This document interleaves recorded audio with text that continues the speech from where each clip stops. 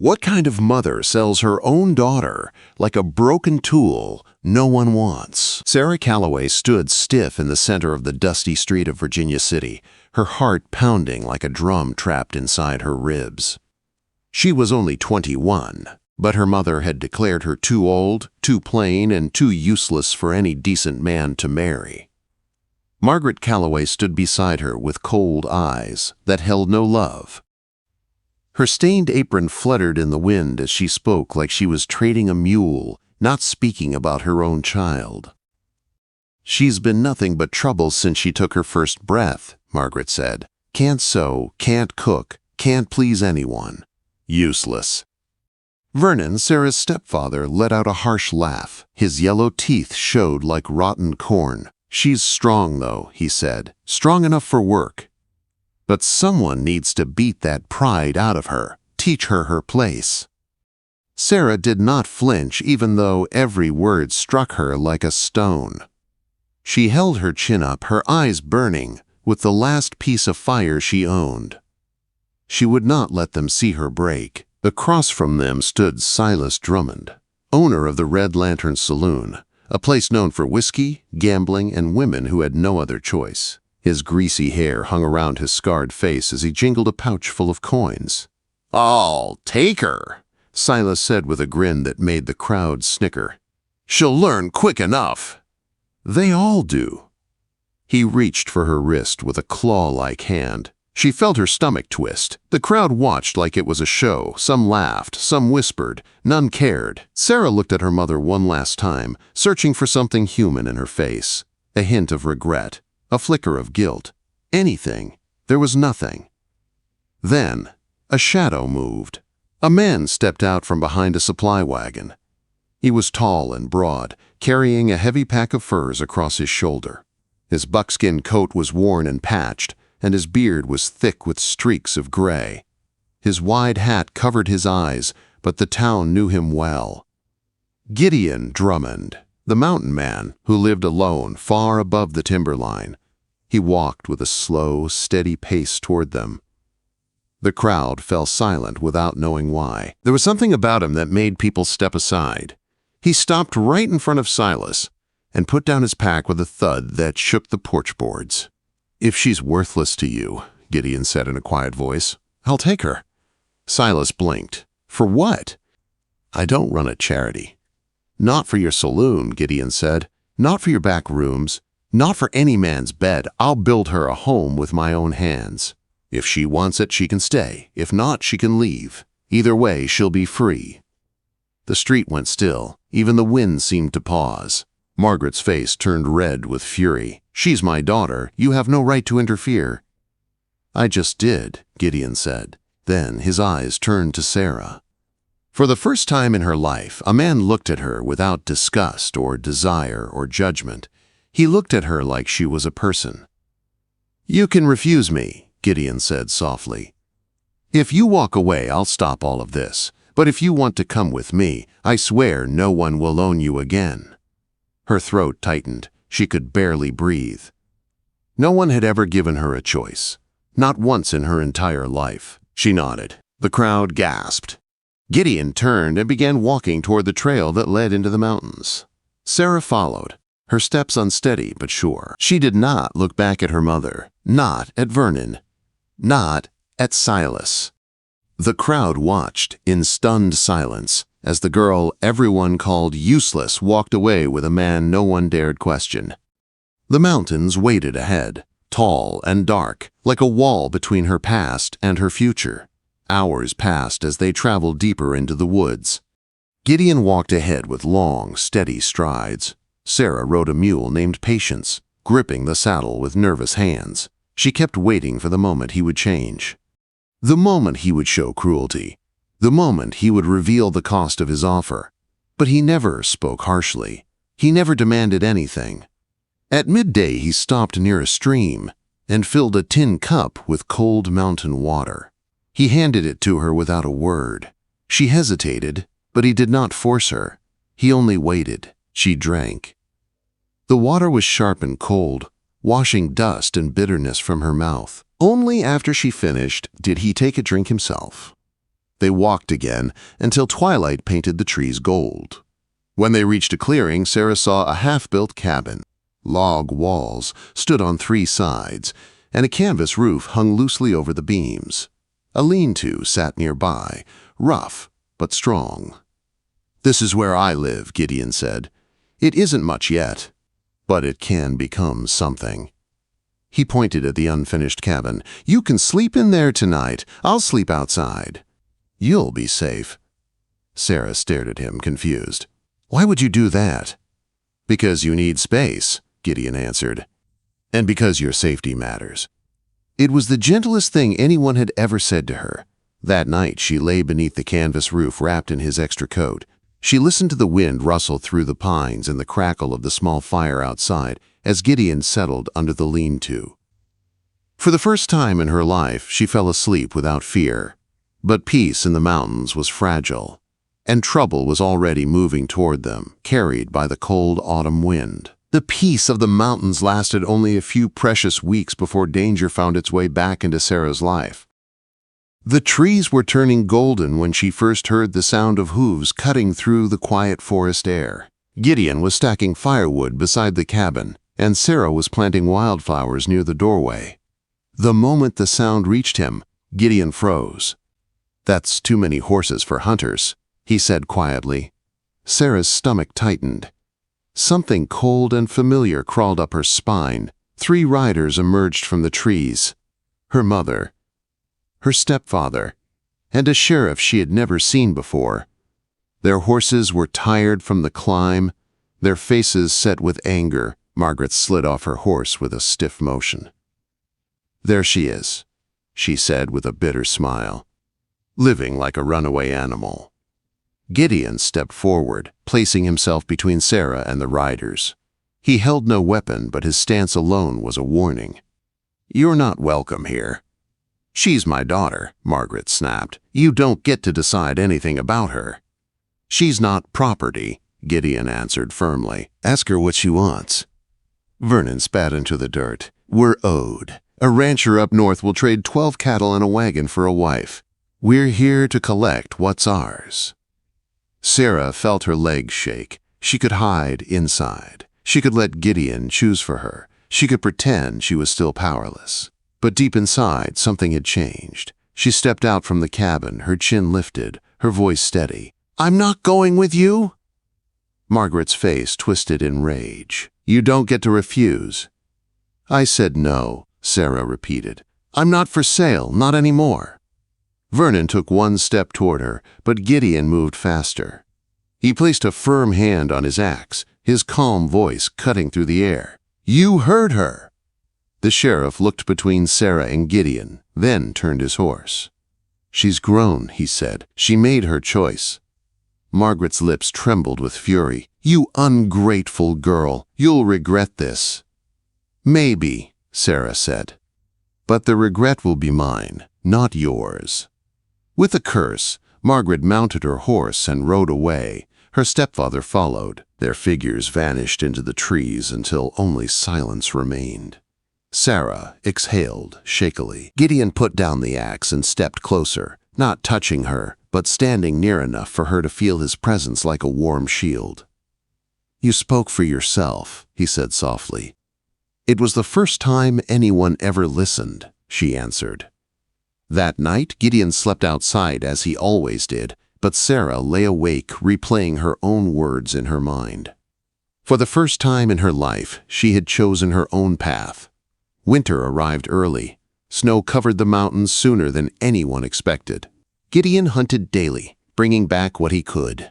But one night, Sarah heard a terrible sound outside, the panicked cry of their mule. She ran out into the biting cold. Gideon stumbled toward her, his shirt torn, blood spreading across his ribs. "Bear," he gasped, "caught me off guard." Sarah dragged him inside with strength born from fear. The gashes from the bear's claws were deep. For days, Gideon could hardly move. Fever burned through him.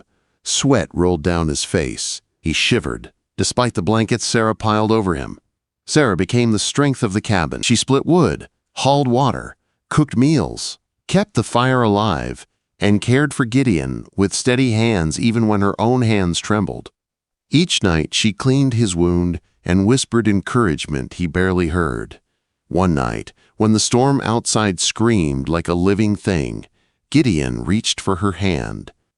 "You're stronger than this whole mountain," he said weakly, her eyes filled with tears. No one had ever called her strong. By spring, Gideon could walk again. The snow melted, turning the streams fast and clear. The cabin stood firm, and Sarah had grown stronger in ways she never believed possible.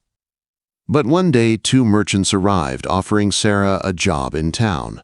Good pay, room and board, a safe life with no danger. That night she sat by the fire, the letter in her lap, her heart torn. Gideon placed something on the table beside her, a hand-carved wooden compass. "If you choose to go," he said softly, "this will help you find your way." She looked at him, pain tightening her chest. "Aren't you going to ask me to stay?" Quote. He shook his head. "You're not mine to keep. You're free. That's the point." 2 mornings later, the wagon came to take her to town. The merchant waved. "Ready to go, miss?" Sarah held the compass in her hand. Her heart raced. She looked back at the cabin. At the mountains. At Gideon standing on the porch with hope hidden in his eyes.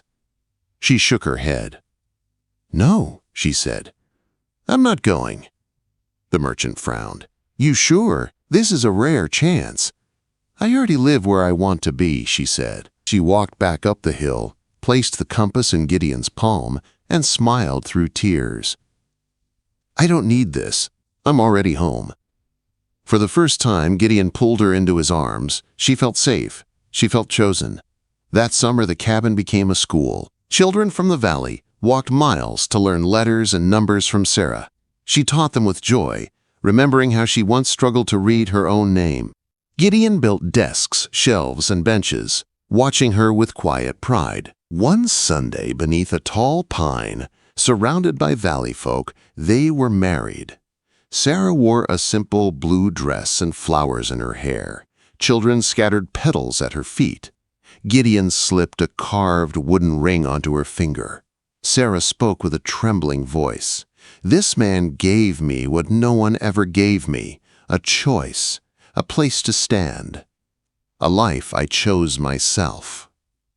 Gideon answered with emotion in his voice. "She brought me back to the world. She made me alive again." Their vows carried through the trees like a promise. Months later, Sarah learned she was carrying not 1 child but 3 triplets. Agnes, the midwife, smiled wide and said she had not seen such a blessing in 40 years. Fear and wonder rushed through Sarah. Her stomach grew large. Pain and joy mixed inside her every day. Gideon never left her side. He built a bigger bed, cooked meals, rubbed her aching feet, and whispered to the unborn babies. When the labor came, it lasted 36 long hours. Sarah screamed, cried, fought, and prayed. Gideon held her hand the whole time. Agnes worked with 2 other women to help her. At last came Samuel, then Joseph, then tiny Rose. 3 perfect babies. Sarah cried with relief as all 3 were placed on her chest. Gideon wept openly. "They're perfect," he whispered. Their cabin filled with noise, laughter, cries, and life. Gideon carved 3 small cradles and sang rusty hymns to calm the babies. The valley folk brought clothes, blankets, and food. Sarah taught with a baby on her hip, determined they would grow up knowing love, education, and freedom. As the years passed, their children grew strong and joyful. Their home became a place of safety for many. They built a life more beautiful than Sarah ever dreamed possible. And when she looked at Gideon holding all 3 babies by the fire, she knew the truth. She had been sold as useless, but in the mountains, she had become everything. The years in the mountains passed like pages in a book Sarah never wanted to end.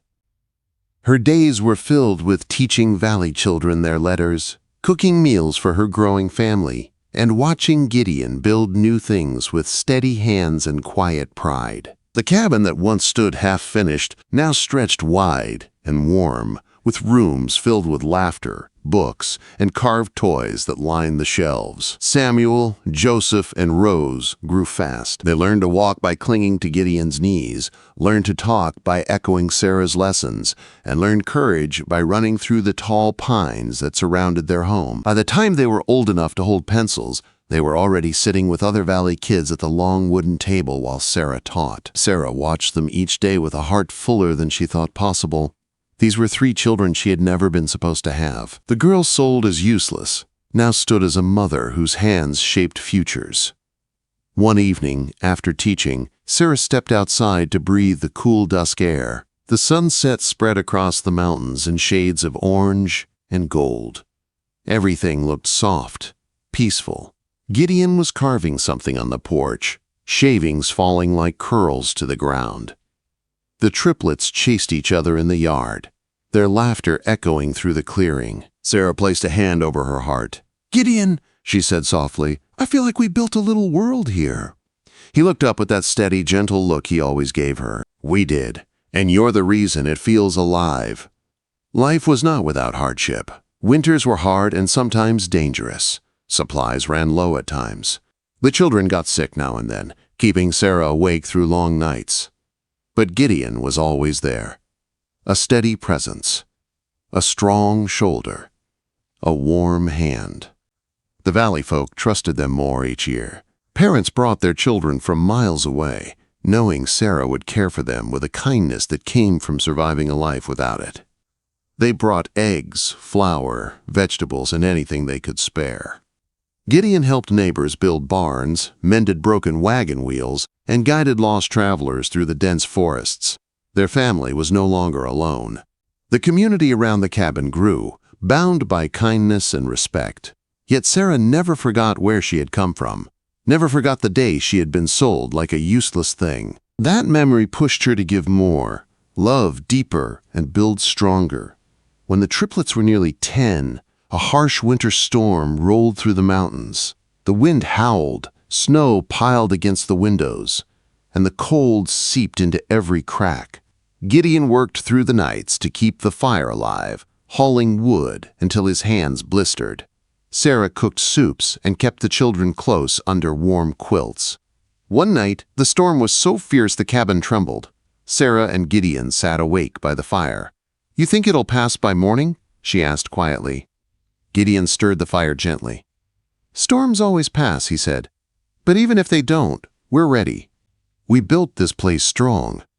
Sarah leaned her head against his shoulder. "I used to think strength meant never bending." "And now?" he asked. "Now I know strength is something softer, something patient."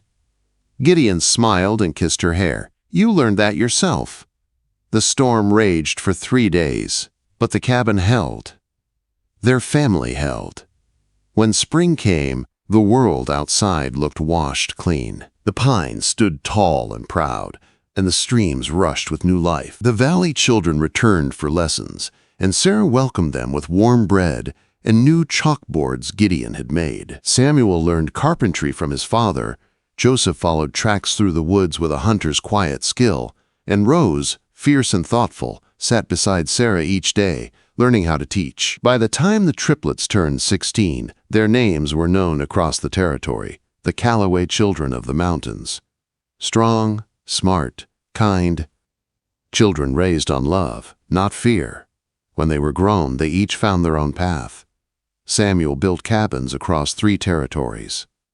Joseph became a guide for travelers and settlers, leading them safely through harsh wilderness. Rose opened a school in the valley, teaching more children than Sarah ever imagined possible. And though they had lives of their own, the cabin in the mountains was always home. They came back often, filling the rooms with stories, laughter, and grandchildren who played among the pines. Years passed.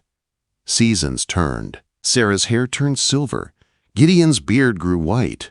Their hands grew lined and tired, but their hearts stayed full. One peaceful summer evening, Sarah sat in the rocking chair Gideon had built for her when she carried the triplets. The sun dipped low behind the peaks, turning the sky warm and soft. Gideon sat beside her, carving a small wooden bird. "Do you ever think about what life would have been if I'd taken that job in town?" she asked quietly. Gideon looked at her, his eyes gentle. "Sometimes.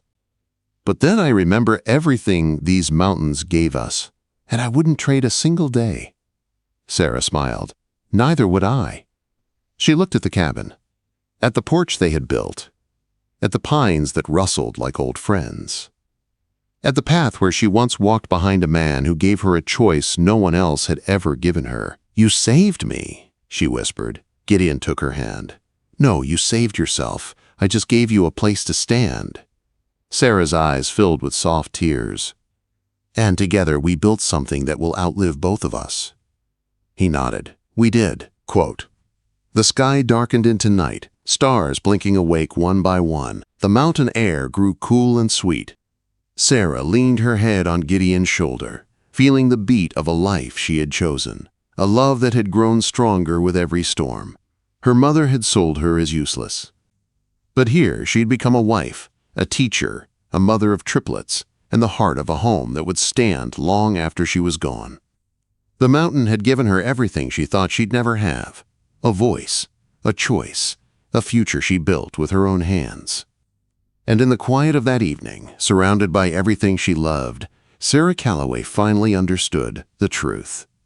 She had never been useless. She had only needed a place where someone let her shine,